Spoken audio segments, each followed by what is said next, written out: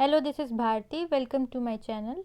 अगर आप लोग पीएफ में कंट्रीब्यूट करते हैं तो आपके लिए इम्पॉर्टेंट वीडियो है, क्योंकि बजट में फिनेंस मिनिस्टर ने अनाउंस किया था कुछ चेंज पीएफ में, जो कि आपका रिटर्न जो है उस पर पीएफ में इफ़ेक्ट कर सकता है और टैक्स लायबिलिटी बढ़ा सकता है। तो चलिए जान लेते हैं क्या चेंज है।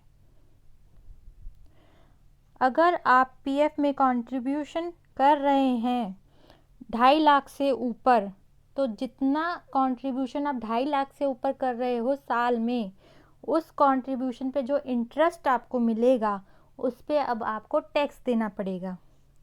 पहले पीएफ के कंट्रीब्यूशन पे जो इंटरेस्ट मिलता था उस पे टैक्स नहीं लगता था, लेकिन अब गवर्नमेंट टैक्स लगाएगी।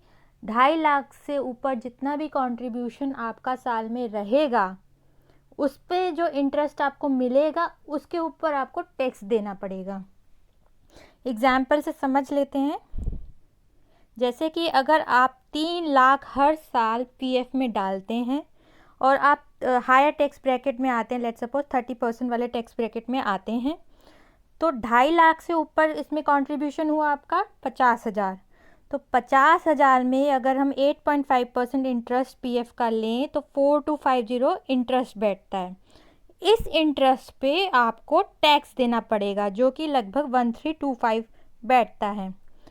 ये जो पीएफ अमाउंट है ये सिर्फ एम्प्लॉयज़ का जो कंट्रीब्यूशन है वो इंक्लूड होगा, इसमें एम्प्लॉयर का कंट्रीब्यूशन इंक्लूड नहीं किया जाएगा। टैक्स लायबिलिटी जानने के लिए सिर्फ एम्प्लॉयज़ का कंट्रीब्यूशन होगा, चाहे वो एम्प्लॉय एज ए कंपल्सरी अपने ऑफिस की तरफ से ऑफिस में एज ए कंट्रीब्यूट कर रहा है एज ए सैलरी स्ट्रक्चर, या वो वॉलेंट्री कंट्रीब्यूट कर रहा है हायर अमाउंट। ये दोनों अमाउंट मिल के जो एग्रीगेट कंट्रीब्यूशन है उसको देखा जाएगा। ठीक है। अब इस अनाउंसमेंट से कौन कौन लोग अफेक्ट होंगे?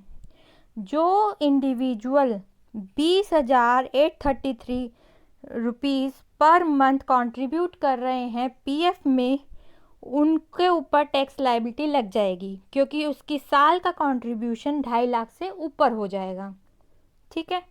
वैसे ही जो इंडिविजुअल मंथली बेसिक सैलरी, जो पीएफ जो कैलकुलेट होता है वो बेसिक सैलरी के ऊपर होता है। अगर कोई इंडिविजुअल मंथली बेसिक सैलरी 1,73,608 से ऊपर पाता है तो भी उसके ऊपर टैक्स लायबिलिटी लग जाएगी, क्योंकि उसका जो कंट्रीब्यूशन है वो 2.5 लाख से ज़्यादा हो जाएगा। ठीक है। क्योंकि जो मंथली सैलरी वो पाएगा 1,73,608 पे, जो पीएफ की लायबिलिटी निकाली जाएगी, पीएफ जो उसे पे करना पड़ेगा as a salary structure component, तो वो 2.5 लाख से ऊपर बैठ जाएगा। ठीक है। क्या ये आपके प्रीवियस कॉन्ट्रीब्यूशंस भी अफेक्ट करेगा? ये आपके जो आपने जो पहले पैसे कॉन्ट्रीब्यूशंस जमा किए हैं पीएफ में, उसको ये अफेक्ट नहीं करेगा। ये जो प्रोविज़न है 1 अप्रैल 2021 से लागू है। जो आपके पहले जो आपने पैसे जमा किए हैं और या जो इंटरेस्ट आपने उस पर टोटल पाया है उस पर टैक्स लायबिलिटी नहीं लगेगी।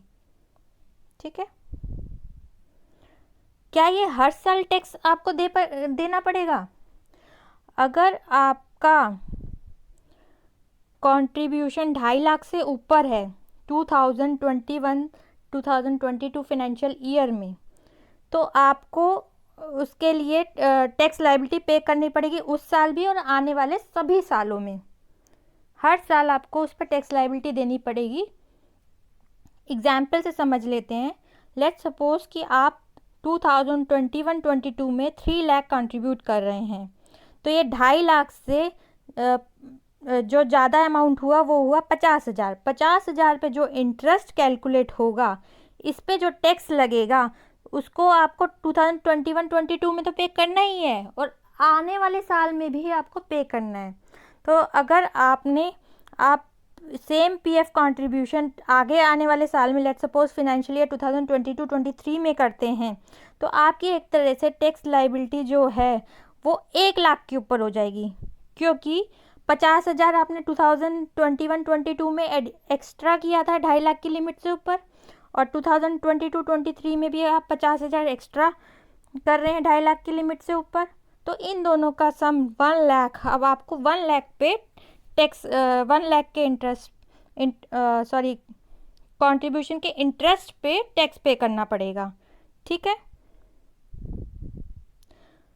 तो अगर आप हायर टैक्स ब्रैकेट में हैं, जैसे लेट्स सपोज आप 30% टैक्स ब्रैकेट में हैं, तो जो इंटरेस्ट इनकम आपको 8.5% मिलना चाहिए था, अब आपको सिर्फ 5.85% इंटरेस्ट मिलेगा, क्योंकि अब आपको टैक्स पे करना पड़ेगा। जो इफेक्टिव इंटरेस्ट आपके पास आएगा, इंटरेस्ट रेट तो 8.5% ही है, लेकिन आपको टैक्स पे करने के बाद जो आपको इंटरेस्ट रेट रियलाइज होगा वो 5.85% होगा।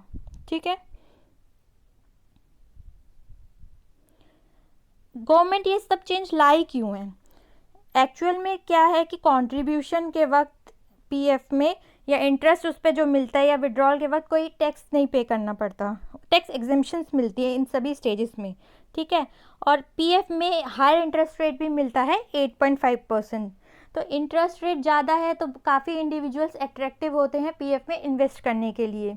तो इसमें क्या होता है कि ज़्यादा से ज़्यादा जो हाई नेटवर्थ इंडिविजुअल्स है, जिनकी सैलरी या इनकम बहुत ज़्यादा है, वो एज एन इन्वेस्टमेंट इसको पीएफ में इन्वेस्ट करते हैं। और लेकिन जो मेन पर्पस था पीएफ को खोलने का, एक तरह से वर्कर्स के लिए खोला था कि एक तरह से वर्कर्स का के रिटायरमेंट के बाद उनको हेल्प करे as a corpus.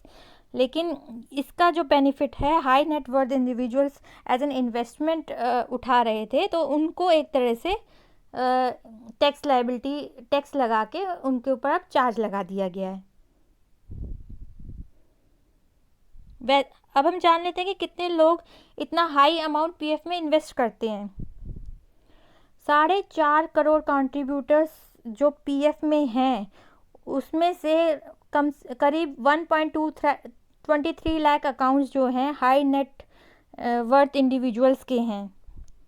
High net worth individuals के अकाउंट करीब 1.23 लाख हैं जो कि पीएफ में इन्वेस्ट करते हैं, काफ़ी हायर अमाउंट है। और उन हाई नेट वर्थ इंडिविजुअल्स का जो कंट्रीब्यूशन एक एस्टिमेट था फिनेंशियल ईयर 2018-19 का, लगभग 62,500 करोड़ है। अगर हम पर पर्सन देखें तो 50 लाख वो साल में इन्वेस्ट कर रहे हैं पीएफ में। तो जो पर्पस से पीएफ को खोला गया था वर्कर्स के लिए एक सिक्योरिटी फंड की तरह, लेकिन इसको हाई नेटवर्थ इंडिविजुअल्स फ़ायदा उठा रहे हैं, तो वही हटाने के लिए गवर्नमेंट इसमें टैक्स लेके आई है। और अगर टैक्स लगा के उनका जो इफ़ेक्टिव इंटरेस्ट रेट है वो कम हो जाता है। ठीक है, आई होप पीएफ के रिगार्डिंग जो ये चेंज आया है ये आपको समझ आ गया होगा।